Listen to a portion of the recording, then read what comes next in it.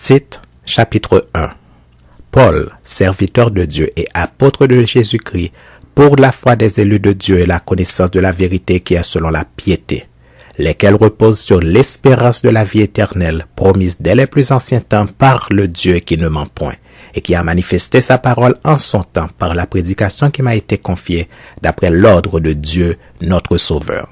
À Tite, mon enfant légitime en notre commune foi, que la grâce et la paix te soient données de la part de Dieu le Père et de Jésus-Christ notre Sauveur.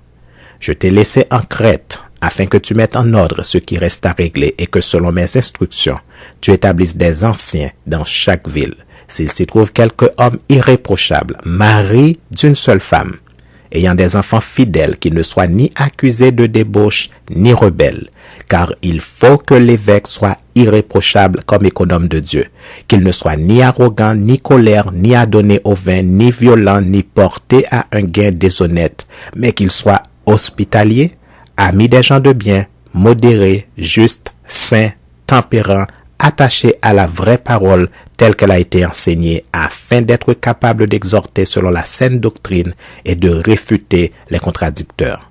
Il y a en effet, surtout parmi les circoncis, beaucoup de gens rebelles, de vains discoureurs et de séducteurs, auxquels il faut fermer la bouche. Ils bouleversent des familles entières, enseignant pour un gain honteux ce qu'on ne doit pas enseigner. L'un d'entre eux, leur propre prophète, a dit: « Crée-toi, toujours menteur, méchante bête, ventre paresseux. » Ce témoignage est vrai.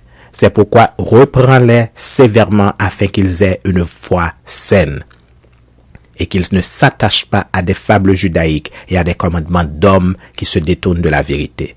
Tout est pur pour ceux qui sont purs, mais rien n'est pur pour ceux qui sont souillés et incrédules. Leur intelligence et leur conscience sont souillées.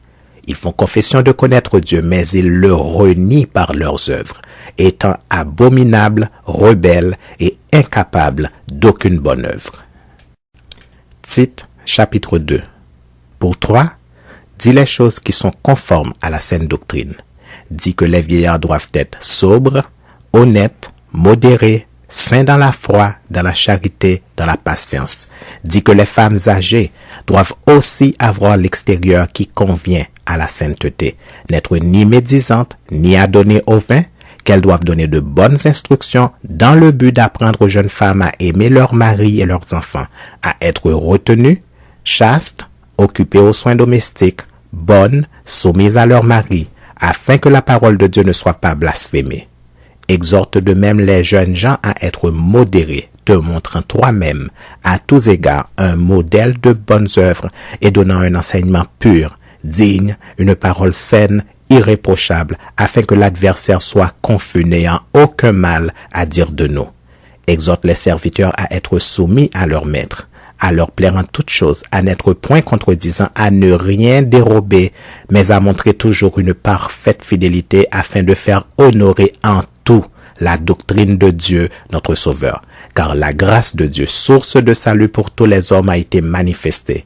Elle nous enseigne à renoncer à l'impiété et aux convoitises mondaines et à vivre dans le siècle présent selon la sagesse, la justice et la piété, en attendant la bienheureuse espérance et la manifestation de la gloire du grand Dieu et de notre Sauveur Jésus-Christ, qui s'est donné lui-même pour nous, afin de nous racheter de toute iniquité et de se faire un peuple qui lui appartienne, purifié par lui et zélé pour les bonnes œuvres. Dis ces choses, exhorte et reprends avec une pleine autorité, que personne ne te méprise. Tite, chapitre 3.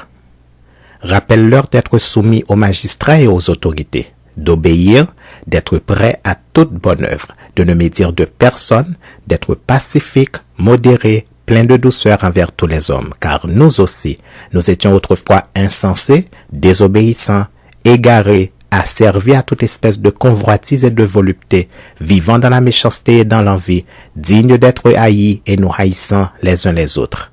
Mais lorsque la bonté de Dieu notre Sauveur et son amour pour les hommes ont été manifestés, il nous a sauvés non à cause des œuvres de justice que nous aurions faites, mais selon sa miséricorde par le baptême de la régénération et le renouvellement du Saint-Esprit qu'il a répandu sur nous avec abondance par Jésus-Christ notre Sauveur, afin que, justifiés par sa grâce, nous devenions en espérance héritiers de la vie éternelle. Cette parole est certaine et je veux que tu affirmes ces choses afin que ceux qui ont cru en Dieu s'appliquent à pratiquer de bonnes œuvres.